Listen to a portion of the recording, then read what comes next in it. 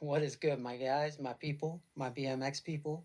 It is your boy, B-Rad, two mics, and hopefully you're catching this on a lovely Saturday morning.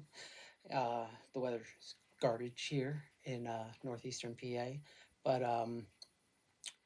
it's always darkest before the dawn, or the worst before it gets the best, I guess. So let's hope for that. Good weather.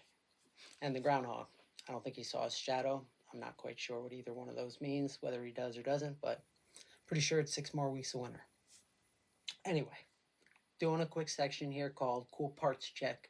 And it's just going to be quick videos where if I come across cool parts before I happen to trade or sell or whatever happens with them, I'm going to throw them up here, especially if they're rare ones. Some you may like, some you might not really like. And as I move forward, I realize my head's probably chopped off, but you're not here to look at me, you're here to look at the parts. So as I was saying, I have some cool parts, and I just realized something. United, one of the parts that I said was definitely one of the coolest parts of the year, the MDCLS Sprocket by United, the middle class sprocket. I finally realized, because I came upon $1 million sprocket that I completely forgot Odyssey ever made. And that is probably where the middle class sprocket is derived from. So definitely a awesome design. Still looks cool now, as well as and I found out this is very rare. This is a full middle class sprocket. Try to get it in the light there. And this sprocket comes with a guard. These are just bolts that I put on because the original bolts were a little bit rusted, but I don't really need the glove anymore. I'm also going to do the spline drive. So if you don't like the video and you just want to see how to throw a spline drive sprocket on, I know mine might be a little bit late on that one, but I am going to do that one too. But yeah, so I was showing you guys here's the middle class sprocket. That's a 28 tooth by United. Don't think they'll be doing those anymore. They're pretty heavy machined. You can take the sprocket off with you can use that one. I don't know if you can use different bolts on. I didn't try, but I just happen to have these bolts. And you don't see this too much anymore, probably because most of them are it would throw the chain alignment off to have both the sprocket guard on both sides. So I'm sure there were only like a few frames that, I don't know, did anyone run one? Tell me if you guys ran one. I wasn't really, I don't think I was riding. I had several eras of riding, but I don't think one of them was during this era of, when BMX was really booming and able to just make had crazy creative departments, and Jim Bauer still worked for Odyssey and was making crazy parts that were, when I say crazy, I don't mean like crazy bad, I mean like awesome parts. Like the Jim Solanke magnesium pedals, the JCMG pedals, which were ridiculously awesome. Definitely looking for a set of those. I have a set, but they need fixed. And so this is the guard. I found you can find the guards in some places. And what's cool about the guards is that on the inside it says Odyssey BMX here. There is some wear from the chain, but I think I might pick up a new one of these. Has the Odyssey like logo in there, and on the guarded side you almost don't want to like mess with it, because on the guarded side it has the little Odyssey symbols in between. It's 7075 T6 aluminum. When it's in just this form, it's definitely lighter than the MDCLS, but actually I think it might be lighter both ways. I would need a scale. But yeah, so there's the guard, and then this is the sprocket. And I've had this for quite some time. It is like this double tall man, I've had this thing forever and I could never figure out what it was for. And I have a feeling that it belongs with the Middle Class Sprocket. I could be wrong though. And the way this like kind of sets in, it definitely pieces together kind of like a transformer, which is pretty cool. Odyssey on the inside with the number of teeth. Actually, I don't think I think it was a 27 tooth guard, the guard that I was looking at. So wouldn't fit with this. What the heck? All right, I don't want to keep messing with this thing, but I know that you can kind of see like the Odyssey letters underneath.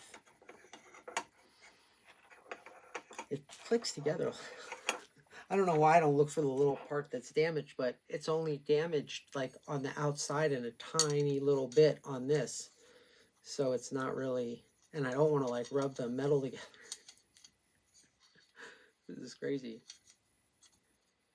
I wanted to just click together for some reason, but it will not. I know these little pieces like sink in too.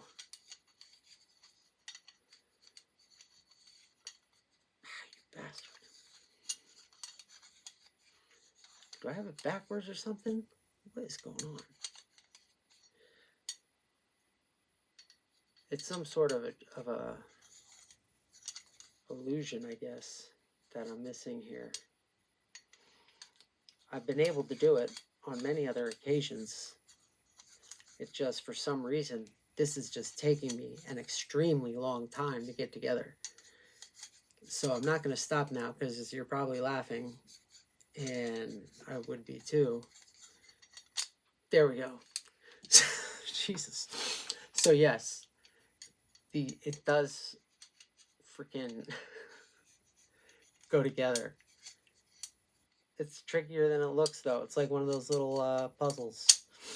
And then the bolts go through. Then the set screws go in, or set bolts go in there. And then that's whatever goes through there. The bolt goes through there and that. But, yep. Actually, no. It didn't make it any wider, so this will just take a normal one. I still don't know what this is for, so... Sucks to be me at the moment when it comes to sprockets. But yeah, there's your MDCLS. Really cool sprocket. I'm a little frustrated now if you can't tell. I really hope you guys can get a good view and angle of this. And I was comparing that to the Middle Class Sprocket, the MDCLS, made by United. Both two very well-designed sprockets with some good use on them. But yeah, this little bastard. Okay, so that's that. That's the cool parts video for now. And everything else here is for the spline drive. So if you're doing a 2.5 piece crank and you want to do a spline drive, you can only put the spline drive on one side. Where's my tools? All right, so I'm gonna open a sprocket for you. I'm a little mad because I had a staple remover somewhere. It's over there. Too late. So, oh man, I'm getting it. Deal. Stare at the MDCLS. It's a really cool sprocket.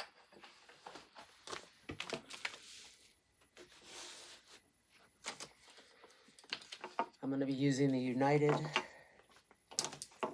Severance 2.5 piece cranks and an Odyssey Galaxy spline drive sprocket.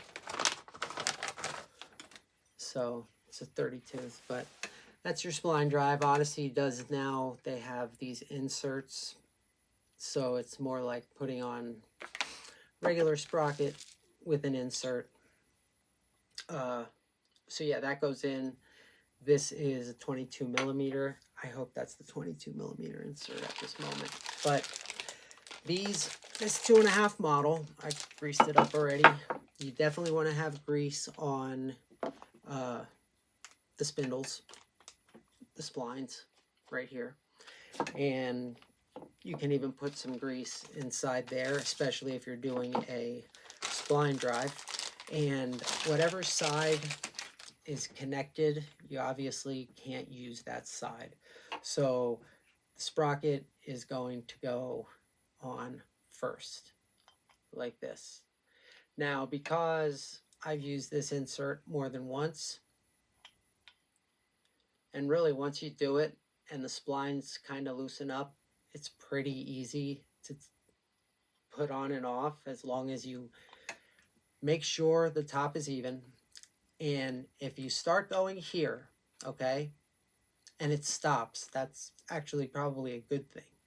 You want to make sure everything's lined up. So I'm not just going to want to throw this on any old way. I'm going to obviously want it to match whatever part that this crank is going to. So you're going to have your bearings, you're going to have your washers on, and this is the last step. So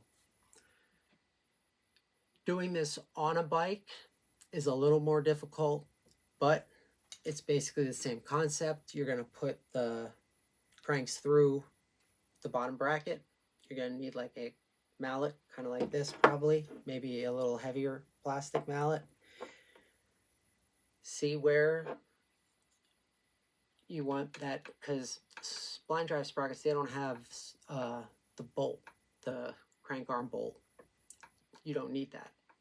So you're kind of going to say like, all right, where do I want that? Well, personally, I'd probably want it like this. Like some people even will put this on the outside or facing this way, or I just have it this way, because I believe the last time I put it on this way. So I'm going to flip it, because when you tap the crank, and this is how I'm going to have it, because of the 30 tooth mark, I'm going to want it right in the center of that hole there, kind of like that. So I just kind of like eye it up, and you're going to look for it. So, and it's going to stop like right about there. But you should be able, with the grease on, to push it on a few millimeters enough to know that it is within the spindles, within the splines. If you're not sure, then it's not. Like, you'll almost know when you set it there for the first time whether it's locked in or if it's not going to be. So it may be a little off kilt, but the way you tap it, just start tapping it with your mallet in a circular formation. Start wherever the tilt is furthest out. You shouldn't have more of a tilt than this. It shouldn't be more of a tilt than this. So you would just tap around there, and it'll add a little pressure each time, and it'll start going in. Okay? You may mess up, like, luckily I've done it a bunch of times, so I know this is going to go over a little. And I'm going to want to make sure that crank lines up. And once you have the sprocket knocked down about half the length of the crank insert, that's when I like to put the crank on. Make sure it's lined up. And then I will usually use the crank puller, or yeah, definitely the crank puller. Crank puller comes with these cranks. Use the crank puller, and that'll actually push it down evenly.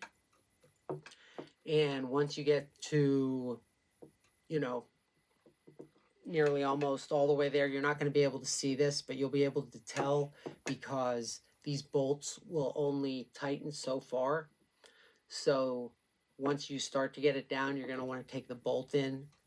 Just use the bolt to tighten it, and that should snug it the rest of the way back. And if you have any more questions and you want to see me do it on a bike, I guess I'll have to. Taking it off, I mean, it's a pain in the ass, but you can do it, and you just basically do it the same way you put it on. And if you have a crank puller, that makes life a whole lot easier. A lot of the 22 millimeter cranks do come with crank pullers. A lot of the 24 millimeter cranks, it's weird, they come with bottom brackets. There's a few 22 millimeters that come with bottom brackets, but the crank puller, save your crank pullers and use them, you know, when needed, because they can be helpful when you have a stubborn spindle or a stubborn crank arm. So yep, that's it for today, and I hope you guys have a good weekend. Try to get another edit in for you for a Sunday morning. I am out.